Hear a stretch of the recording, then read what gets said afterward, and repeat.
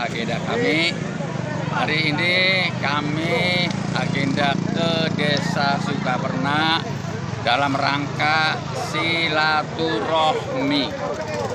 Silaturahmi membawa misi tentunya pesan moral. Yang pertama menyampaikan salam hormat ya, dari Pak Prabowo kanggo masyarakat. Ya, kanggo masyarakat Desa Sukaperna dan Kecamatan Sepi.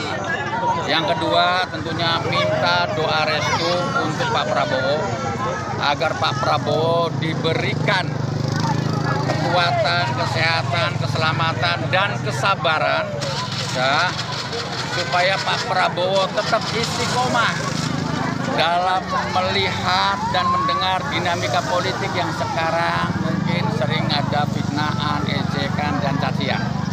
Ya, jadi intinya minta doa restu agar Pak Prabowo selalu diberikan kesabaran dan keselamatan. Yang ketiga pastinya mengajak kepada semua masyarakat Desa Sukaperna untuk dana kecamatan supaya tidak apatis terhadap politik. Jadi pengen meningkatkan partisipasi publik kepada dunia politik agar masyarakat nanti di tanggal 14 itu rame-rame berangkat ke TPS untuk menentukan pilihan, memberikan hak suaranya supaya ada peningkatan partisipasinya.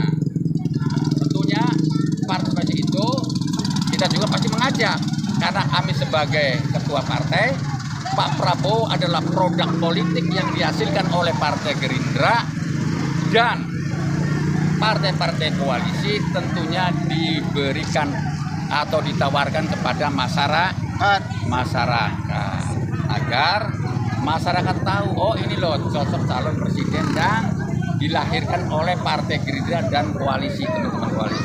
Begitu barangkali. Untuk target suara dari Kabupaten Indramayu Pak 02? Kalau target suara secara logika politik memang Pak Prabowo menang di angka di atas 60%. Kemenangan Pak Prabowo ini khusus Indramayu.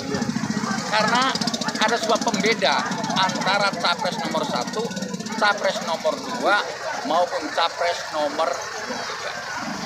Kalau capres nomor 1 Pak Prabowo, Pak Anies itu ruangnya cuman pemilih bagi orang yang berseberangan dengan pemerintah Pak Jokowi. Makanya membentuk antitesa. Orang yang berseberangan dengan Pak Jokowi pasti ikutnya ke Anies satu pintu. Tapi Pak Prabowo memiliki 3 pintu ruangnya. Pintu pertama pasti pemilih Pak Prabowo karena cinta masyarakat terhadap ketegasan dan keberanian.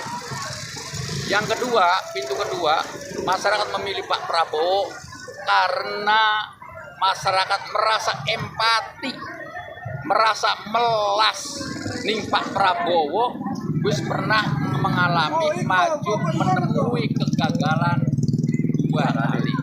Ya. Nah, yang ketiga, Pak Prabowo mendapat pilihan masyarakat itu karena relawan-relawan, pengikut-pengikut Pak Jokowi semua masuk ke Pak Prabowo.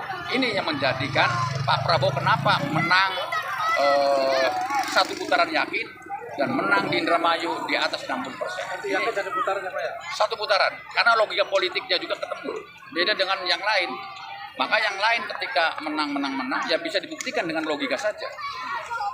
Makanya ketika survei itu bagi capres sebelah apakah nomor 1, kita bisa lihat komunitas bagi yang berseberangan dengan pemerintah, maka akan ketemu di angka di bawah 25%. Itu logika politik. Bener nggak? Benar. Hanya komunitas-komunitas bagi orang yang berseberangan dengan pemerintah. Beda Pak Prabowo pintunya 3, mereka punya 1. Dan yang satunya juga, sebelah juga punya pintu 1 lagi. Komunitas-komunitas pemilih itu bagi pengikut-pengikut militansi PDIP. Pasti milihnya nomor 3. Nomor 3. Itu, jadi kalau kita logika politik tetap. Nah, harapan dari Pak sendiri untuk